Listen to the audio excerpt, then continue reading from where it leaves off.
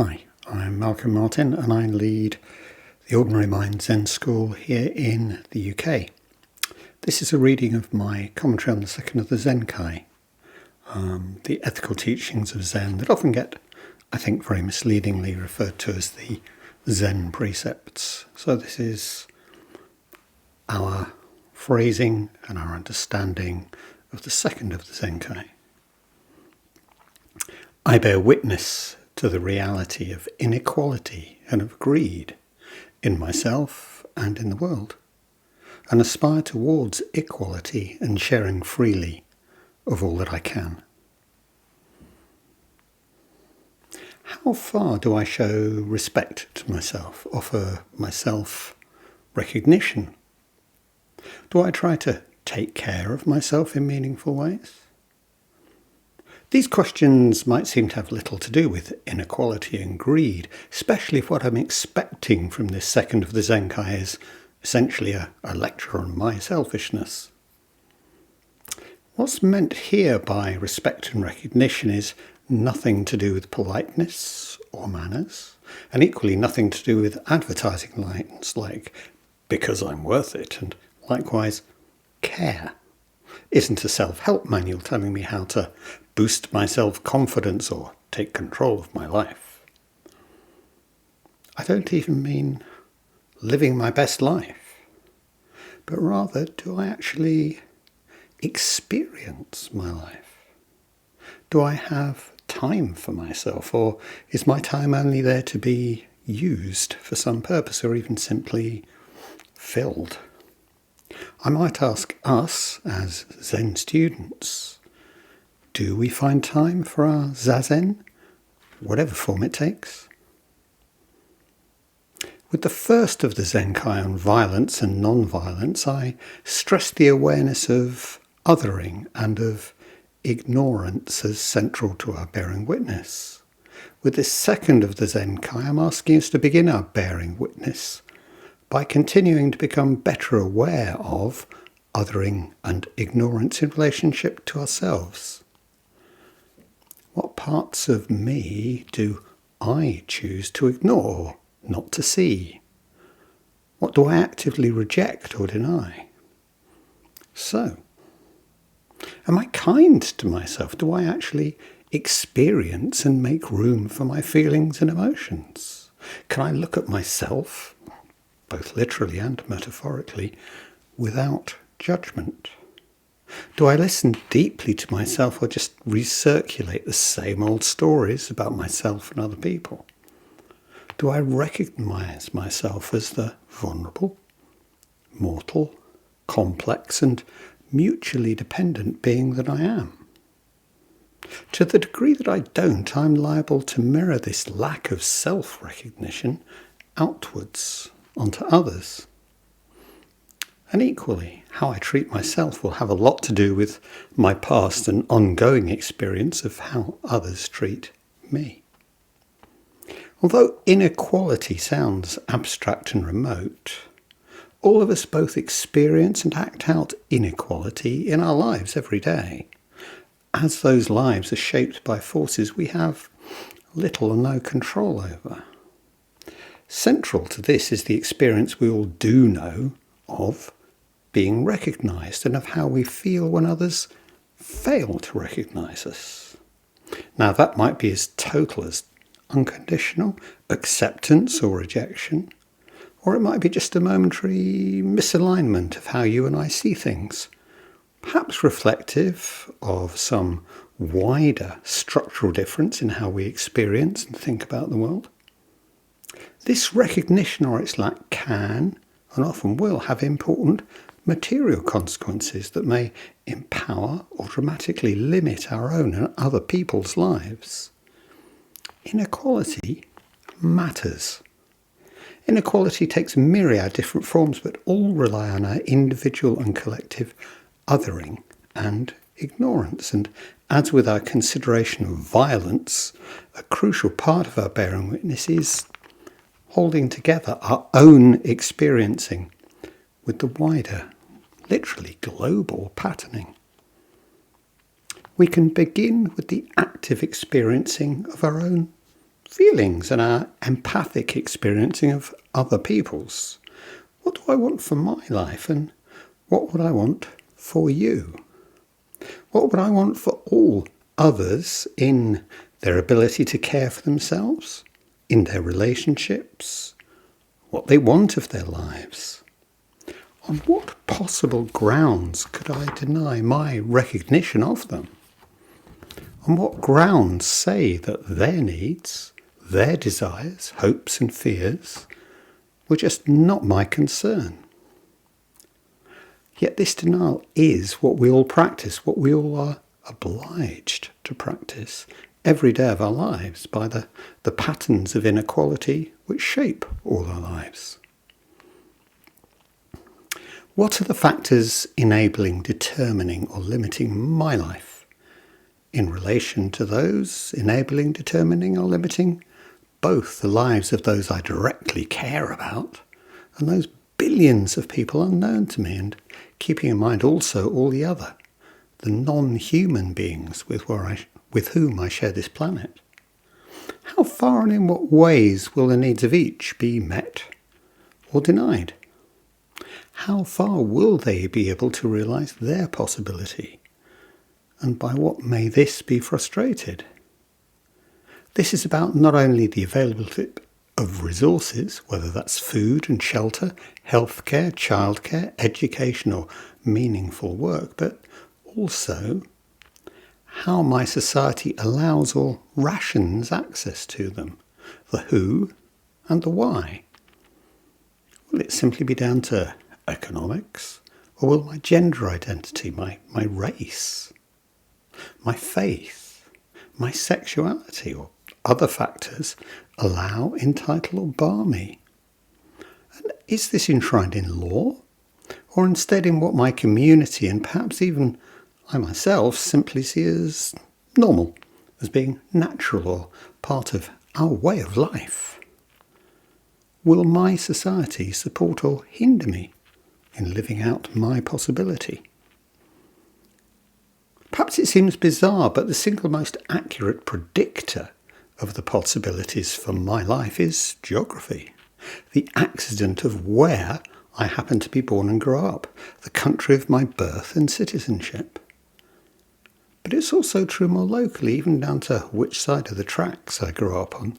And of course, the reasons why this should be true are far from accidental.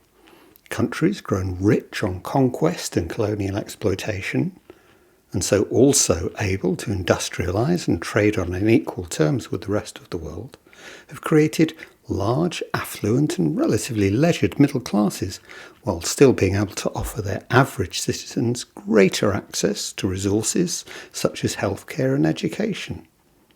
While within these nations there is also a very unequal distribution of wealth and resources, concentrated in affluent districts of the major commercial cities and industrial zones. Within any individual country, the key predictor of our own life chances is simply the wealth of our parents. Those with wealth can buy a top education to get a top job and salary, invest their wealth to make more money, or even borrow money to invest to make still more money. Those without wealth struggle to buy food, rent somewhere to live and pay the bills for essentials, running up debt, whether to the bank or the loan shark, that they'll find hard to repay and which obliges them to take whatever poorly paid employment is on offer. Inherited wealth guarantees unequal outcomes and, as time goes on, increasingly unequal outcomes. The situation between nations is not entirely dissimilar.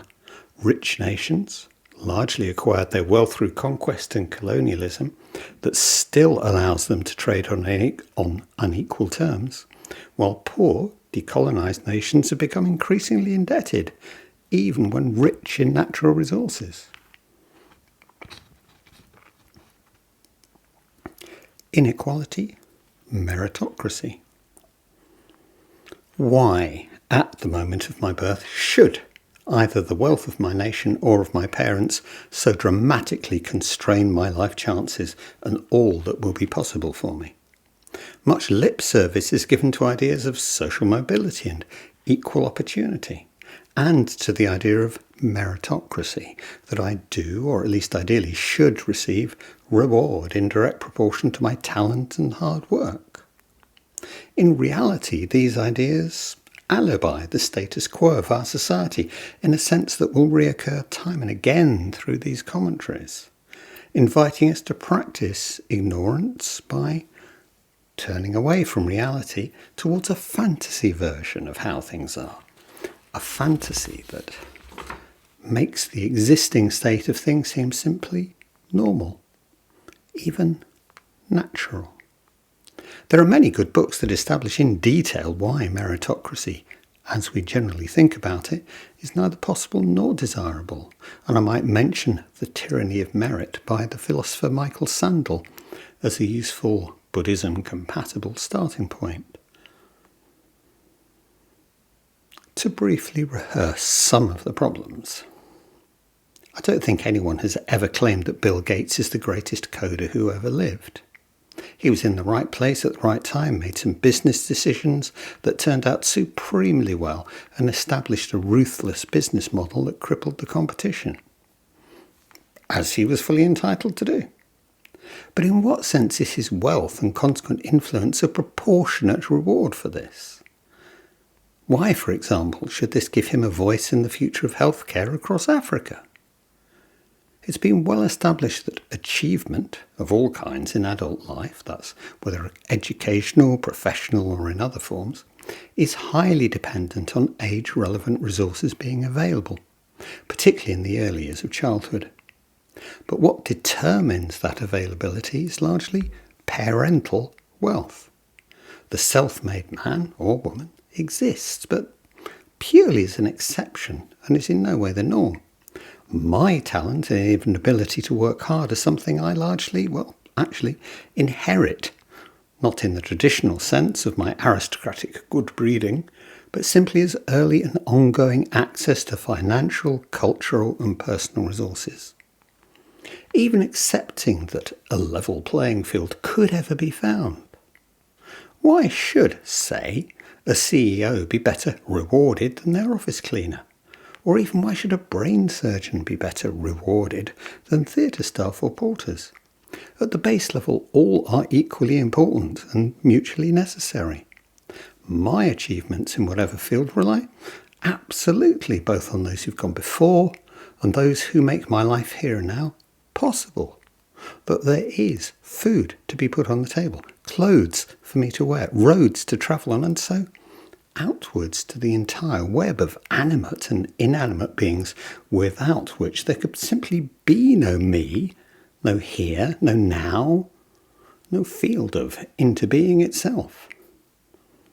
Is there any ethical argument for a differential of reward and hence of the life chances, the possibilities, not only for those directly involved, but for their families, their children, their grandchildren? Why should the life chances of everyone be determined by the market, the mixture of demand and custom as to the relative value we collectively assign to different social roles, which largely preserve or accentuate the status quo? We may offer ethical window dressing, that higher rewards are the right of those who work the hardest or whose unique talents, perhaps God-given, set them apart from the herd. I doubt, though, that any CEO works as hard as a single mother, holding down 3 part-time jobs in addition to raising her children. But then so much of the valuable, vital work of caring receives no material reward at all, whether we label it as childcare, elder care or housework. Supply and demand clearly don't figure here. This is inequity of a different, customary kind. So do we not value most caring work because it's traditionally been seen as women's work? Or has it been assigned to women because we don't value it? Present-day arguments connecting talent, hard work and material reward can be traced to the 16th century Calvinist doctrine of the elect, as it came to be embodied in what Max Weber, who we've already met in relation to his definition of the state, called the Protestant work ethic, a meritocratic reformulation of aristocracy's traditional justification of their wealth and power as being their natural right, a right as the result of their superior breeding. The Calvinist spin on the idea of a separate superior class of human beings is that of God's predestination of the elect, the minority of souls who will one day enter heaven, while the majority of mankind burn rightfully in hell. While who is or who is not amongst the elect is strictly unknowable for mere mortals, material success as the result of leading an industrious and virtuous life, making the most of one's talents, working hard, is seen as a mark of superiority and a sign of hoped-for things to come. Weber argued persuasively that it was the wholesale adoption of this worldview by the merchants, entrepreneurs and emerging middle class of early modern Europe that provided a self-understanding and validation as being a class separate and apart, a class morally superior both to the aristocracy and to the mass of those without property who hence had to work for others. We see this meritocratic myth active too at the international level, again used to justify inequality of all kinds, both within and between nations. Our country, whichever that happens to be, offers its happy citizens an unparalleled opportunity to make the most of themselves by their own hard work and unique talents. And it's this that has given our country its assumed preeminence in whatever combination of wealth, power and virtue we claim for it. To challenge this belief is to be at best unpatriotic and at worst a traitor, a dangerous internal enemy. Such is the manifest destiny of American exceptionalism or of a Great Britain. In the case of the United States, a secular society, the continuing influence of the version of this myth that sees in it the work of divine predestination is particularly telling. So this explanation effaces the entire reality of our history. We are rich simply because we are more talented and work harder than foreigners, and we have been duly rewarded. Exactly who is included in or excluded from this we can be made to shift, as is most useful to our particular version of the story. We might be the great and the good, hard-working families, all who have made their home here, or the white race. Possession equals exclusion. Writing in 17th century England, the philosopher John Locke effectively defined our modern view of what it is to be a person, and in doing so also how we still think of ourselves as being a self. He did this in terms of possession, in the widest possible sense. For Locke, my most fundamental and inalienable possessions are my body and the thoughts, feelings, memories and intentions that together make up what he was the first to think of as my individual consciousness. This was a radically new idea. What makes me a unique and separate person is the coherence of my sense of self, dependent on the memories of my past, my experiencing here and now in the present, and my intentions about my future.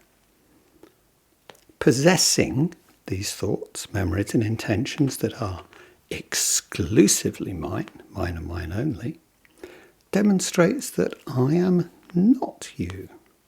You are not me, and hence that I am or have an entirely separate individual consciousness, one directing my physical body as another of its possessions.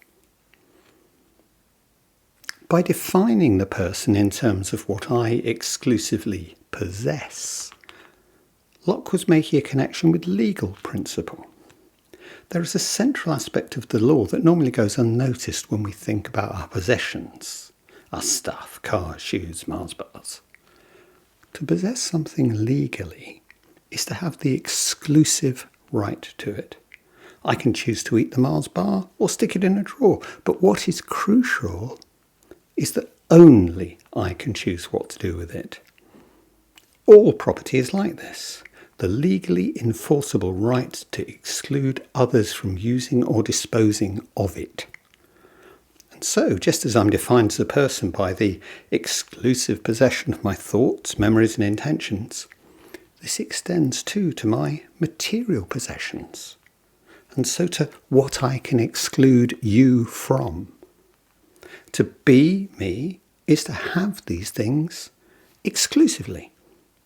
I am a truly unique person, separate from all others, and I am free insofar and only insofar as I can exclude you from interfering with my possessions, including my will and intention. That's what I want. This is a key moment in the birth of the modern idea of man, and it is largely man in the gendered sense who possesses. A man separate from all others, living as one fragment within a fragmented society, responsible to no one and responsible for no one. It cannot be overemphasized what a fundamental departure from medieval societies this was, where each individual, from king to commoner, was defined by a tissue of reciprocal rights and responsibilities expressed as custom and tradition. Not that these were always honoured, or that such societies were for most of the population a great place to live, far from it, but simply that this is an entirely different way of understanding what it is to be a person in relation to others, and hence what it is to be me. We all experience actual or virtual exclusion as a constant in our everyday lives, although the suffering this exclusion causes us will vary dramatically depending on where we find ourselves placed in the matrix of different inequalities. I walk down the road, and on all sides there are private houses, flat gardens, and even public buildings are not open to me much or all of the time. And so there remain to me the few parks and perhaps a church or library I find open, or the road itself. Even here, if I look wrong or I'm doing the wrong thing, I may well be asked or forced to leave to go. Where? Do I have somewhere of my own, exclusively, that I'm not excluded from? And if for whatever reason I don't, I have a bed and somewhere to live. Quite a nice somewhere to live, actually. I'd be very unhappy if I came home and found someone had taken it over, slept in my bed. I'm not a hermit or a renunciant, and unlike Huckwin, were I to disturb a burglar taking away my stuff, I wouldn't simply ask if there was anything else they'd like. I need my stuff precisely because I'm excluded from everyone else's. But what for Locke determines what counts as mine, what allows me to claim exclusive possession of it? His answer to this question is what has made him one of the key figures in the tradition in politics and economics that we call liberalism. In present-day terms, this also includes most mainstream conservative and social democratic thought too. For Locke, as the proprietor of my own body, the way to make something mine is to labour on it. If I work a piece of uncultivated land, then it becomes exclusively mine. But if I have no land and no access to any, as proprietors of our body, we each have exclusive right over our power to work, our labour power. And because this is exclusively ours, we also are free to sell it. If I buy your labour power for money, then whatever you labour on during the time paid for becomes mine, becomes my exclusive possession. Who buys the labour power of others? Whoever already has wealth in the form of exclusive rights to land, to materials, to money. Who sells their labour power? Whoever is excluded from land, materials and money, and so can't otherwise meet their needs. Writing at the dawn of the capitalist era, Locke was quite clear about this. Those with the money to employ others are those who already possess wealth in some form, and it's only those without wealth who are obliged to work to meet their day-to-day needs, and in doing so, increase the wealth of their employer. In this way, two very separate social classes are born. Those who, by employing others, realise their own individuality through the increase of their possessions. They become more fully themselves through possessing and what possessing offers them. And the mass of those who support their employers through being forced to sell their labour. It's this that ties our modern idea of the person as a separate individual, consciousness, to the employment relation, and so to ever-increasing inequality.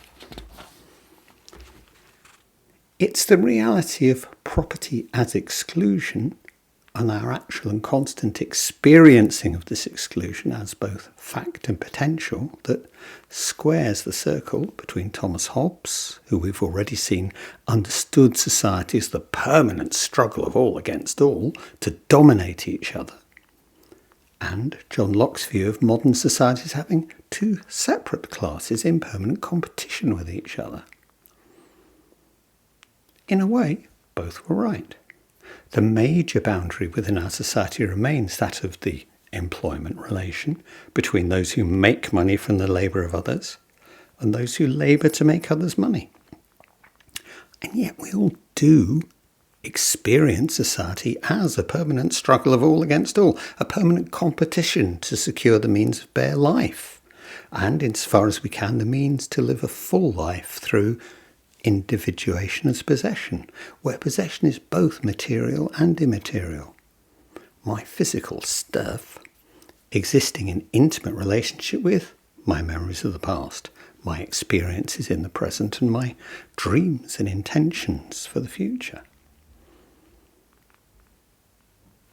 Adam Smith, writing in what is generally considered to be the founding text of modern economics, The Wealth of Nations, he wrongly assumed that employers would naturally discover that acquiring a modest sufficiency would stop them feeling the need to pursue endless accumulation.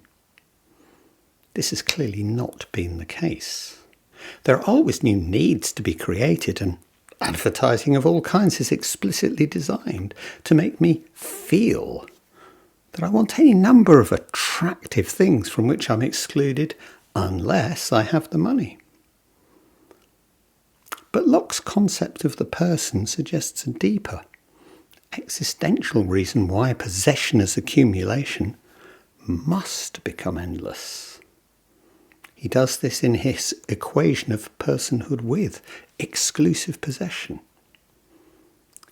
Being equals having equals excluding all others. Being equals having equals excluding all others. Being me is to have it all, and to be me is to exclude you from everything. Hence a Musk, a Bezos, a Zuckerberg, a Trump cannot rest until they possess themselves by possessing the world, or even the universe itself. Perhaps even that isn't enough. The corollary of this is our resulting fear of our own potential exclusion, and so of a loss of myself. Whether that's only from fully taking part in the life of my peer group, keeping up with the Joneses, or more radically as the losses that unemployment or prolonged illness might bring to me. It's a loss not simply of lifestyle, but potentially of home, relationships and community. The spectre of destitution lurks. Being defined by what, in the widest sense, I possess, to lose my possessions is to lose myself. Both the unassuageable desire fully to be by possessing myself, and the fear of exclusion, of dispossession from myself, make me competitive and anxious in equal measure, and as a consequence, ugly. Both the carrot and the stick urge me to compete, to dominate insofar as I am able to, by acting only in my own interests as a separate person, and so to bring about Hobbes' war of all against all within our own stratified society. The result is increasing inequality between those who directly or indirectly benefit from the concentration of wealth into fewer hands, and those who come under ever-increasing financial strain. Either way, we are tied to the employment relation. Either way, we are all obliged to think and act as modern, Lockean persons. Separation equals suffering. Apologists for inequality will demand that we harden ourselves against empathy, arguing that inequality is inevitable and even good in encouraging innovation and hard work, while penalising idleness, perhaps adding that welfare promotes dependency. The most thorough answer available contradicting such prejudices is probably that provided by Richard Wilkinson and Kate Pickett's books, The Spirit Level from 2009 and The Inner Level from 2019. These demonstrate beyond any doubt that across a vast range of metrics, more equal societies reduce stress, restore sanity and improve everyone's well-being. And in short, why equality is better for everyone. To take one small but telling example, the rate of playground bullying in school can be shown to vary by as much as a factor of 10 in proportion to the general level of inequality within a society. And this factor varies as the level of inequality within that society itself changes. Rising inequality generates more competition, the dominance behaviour of which bullying is one form. Hence, the more we're encouraged, the more we're in practice obliged to think and act as entirely separate persons, concerned only within our self-interest, the more we all suffer, and the more suffering we create. If we want to bear witness to greed, in myself and in the world, then we need to understand the way in which our greed comes about, that its origin is not in some way in me, but in the way we collectively think and act, and of course in our history, in how we got here. The more unequal our society, the more ugly we collectively become. For Locke, there could be no question as to who should, or was even capable of governing a society such as ours. It was self-evidently only those men of property who had the time and the intellectual and material means to develop themselves as fully rational individuals. One of the state's most important roles was hence to develop the mechanisms of the police, the courts, the workhouses and prisons to enforce those without the independence of owning property to sell their labour power. Government would and should act to maintain the interests of property, of those with wealth. Of course, our societies have developed in a way that's much more nuanced than Locke imagined. We each live by some complex and shifting combination of our own labour and benefiting from the labour of others. But this social apartheid, as being separate and legally but in no way practically equal, still largely applies both within and between nations. What can equality really mean under such conditions? How should we as communities decide our own laws and regulation? For both John Locke and Karl Marx, the practical outcome of all men being free, meaning equal before the law as separate persons, was the obligation to have to either work or to own property, leading to a stratified society where power was in practice exercised by those individuals or groups with significant wealth. The difference was that while Locke saw this as being both desirable and inevitable, for Marx it was iniquitous and ultimately self-contradictory. So what might freedom and liberty mean in our lives as we lead them today, or in a future society?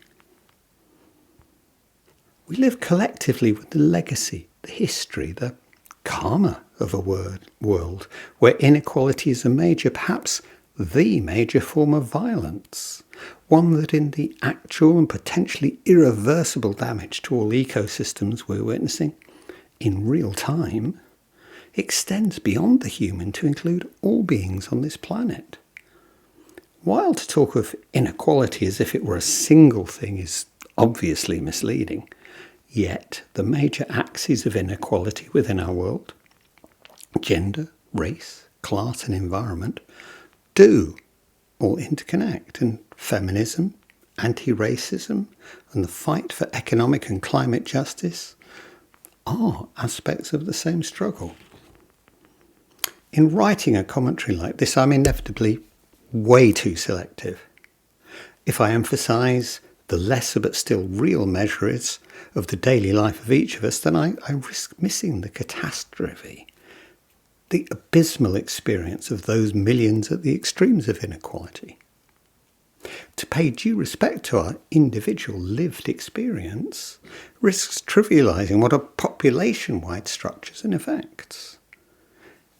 In finding myself, both as an individual and as a citizen of my country, inevitably and unavoidably made complicit in so much of the world's inequity, facing up to my place, my position in the global order, living this life, in this place, at this time, and in relation to all others, is a vital aspect of bearing witness to inequality of all kinds.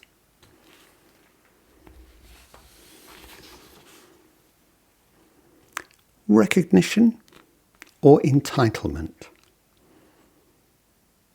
Strange question, but how far do I think I deserve to have the things I have, to act in the ways that I do?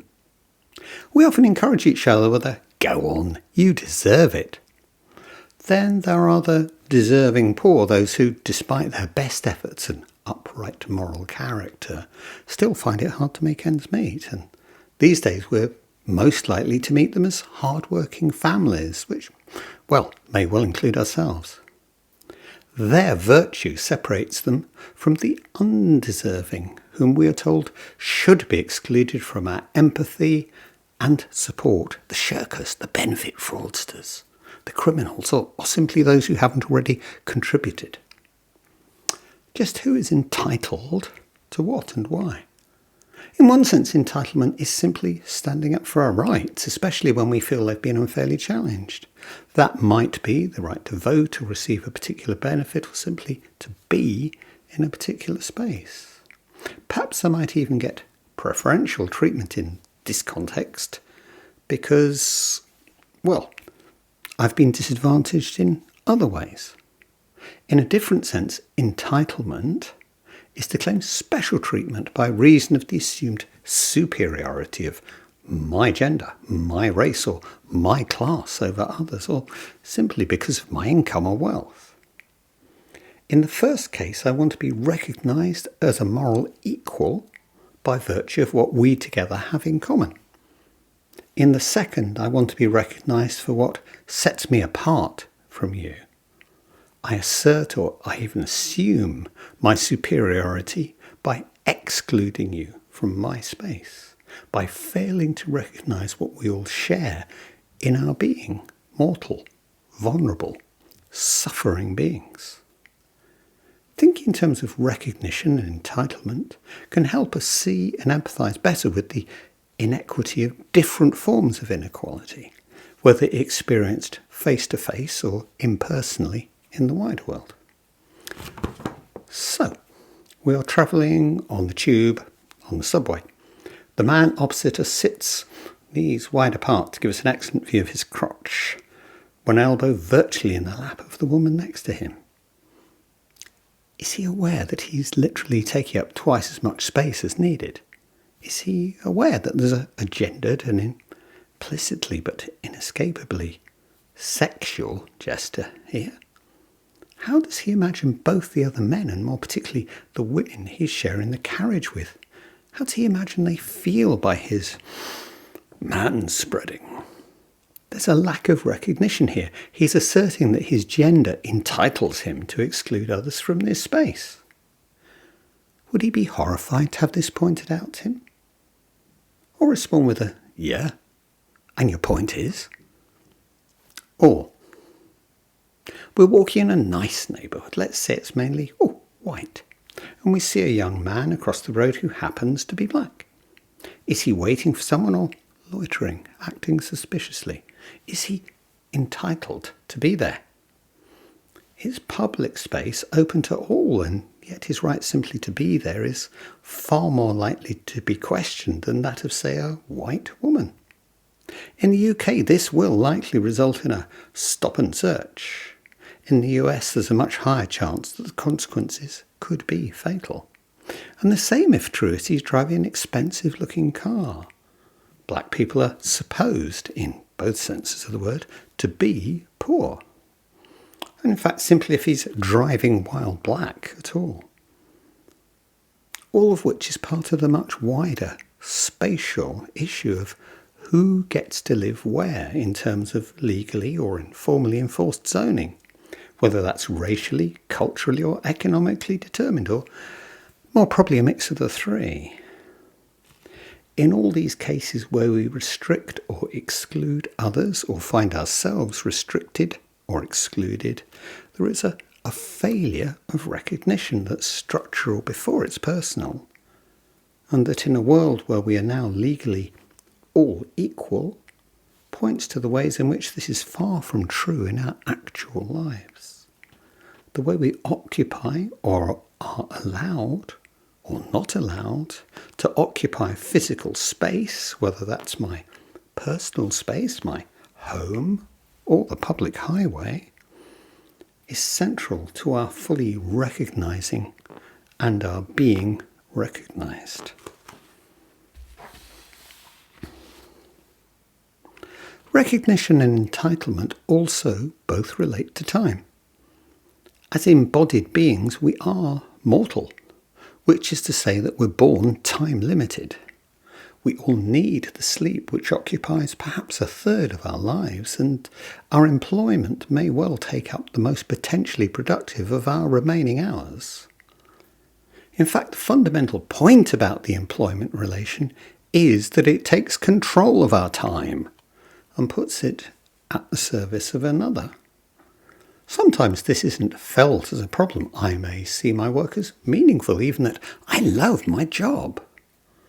But much work is routinely repetitive and may turn us into the organic component of a profit-making machine.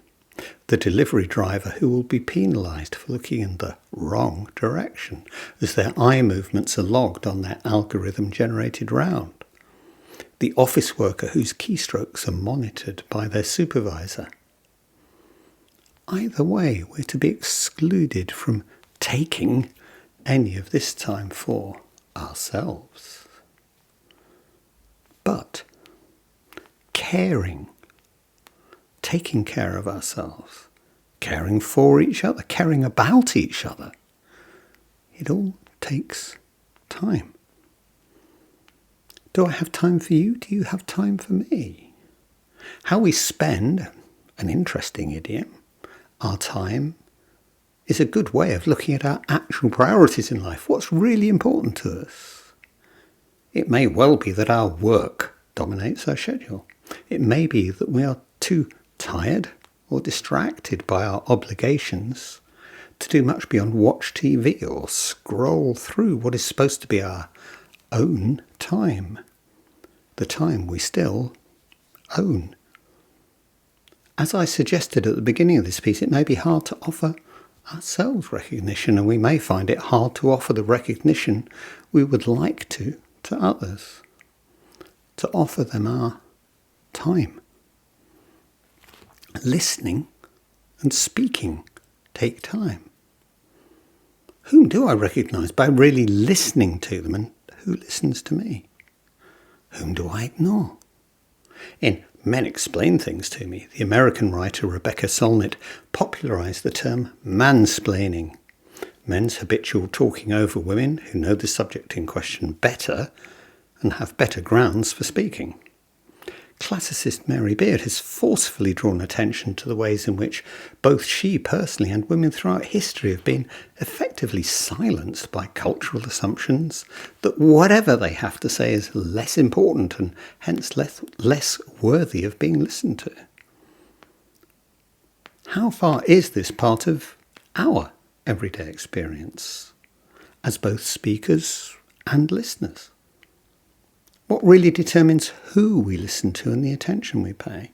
Alongside gender, their race, class and wealth may all play a part, as will the way our collective experience is structured by both new and old media. For example, the overwhelming bias of news coverage in favour of Israeli over Palestinian sources in the early days of the Gaza genocide. Why are white bodies apparently more deserving of our recognition, our empathy and our time than black or brown ones? Vital then in terms of both our bearing witness and of our aspiration to investigate who is given a platform from which to speak, to whom I choose to listen, and the value I place on what they say. Who do I have time for? The time to care? All caring takes time. In caring for ourselves and in the caring responsibilities we take on for others, whether that's voluntarily, professionally, or simply because we feel we're given no alternative, we mix our own time with the labour time of others.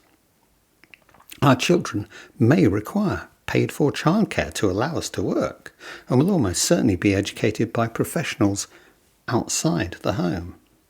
We may choose to care for some or many of the needs of our parents or a sick relative, or rely instead on a variety of professionals. None of these are simple choices freely made, but depend heavily on availability, cost, wage differentials, kinds of personal competence, personal relationships. I may be a professional carer myself in some form, teacher, medic, whoever. How far does my employment allow me to care in the way I would wish to, both professionally and in my private life? Philosopher Joan Tronto has developed the concept of the care pass to describe how the relatively well-off, which may also include us, may outsource any and all aspects of personal family caring to those whose time is, in strictly financial terms, less valuable than their own. Whose time is less valuable takes us back to the lines of inequality, both within our own society and the wider global context.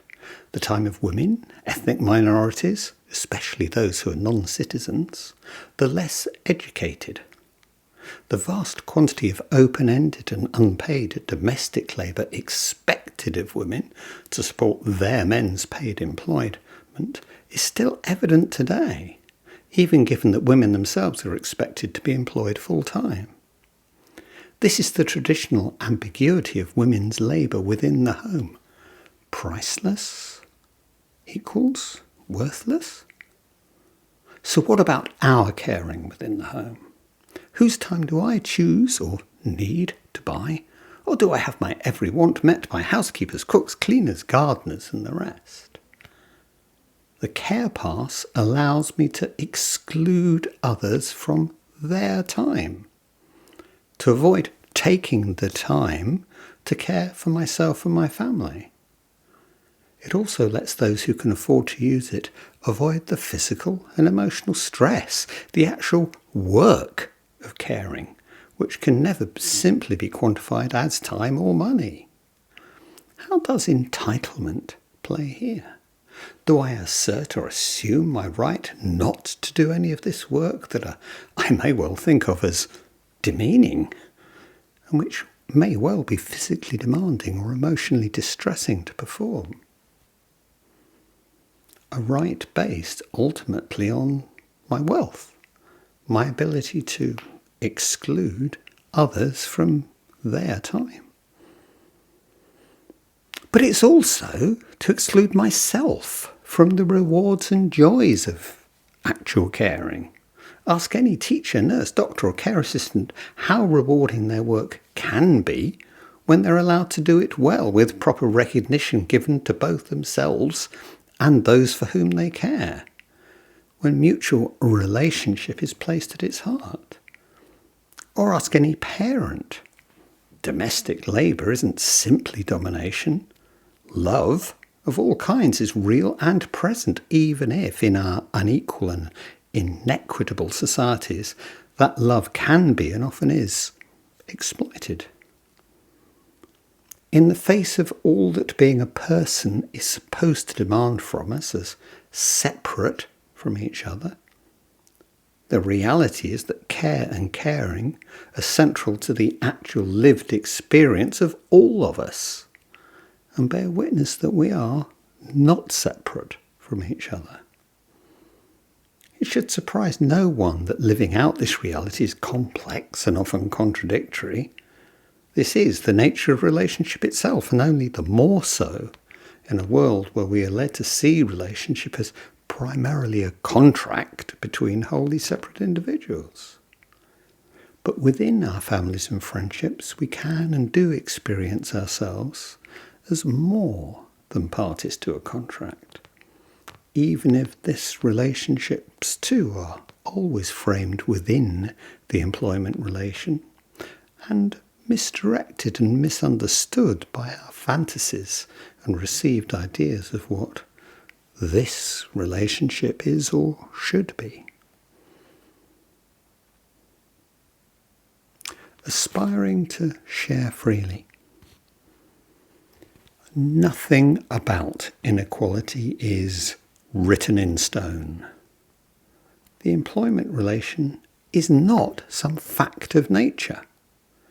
In reality, we never entirely act as or imagine ourselves to be the separate persons described in Locke's philosophy, and neither do we define ourselves entirely through what we exclusively possess. We are not limited to the identities that others use to dominate or exclude us, and neither are we bound to dominate or exclude others.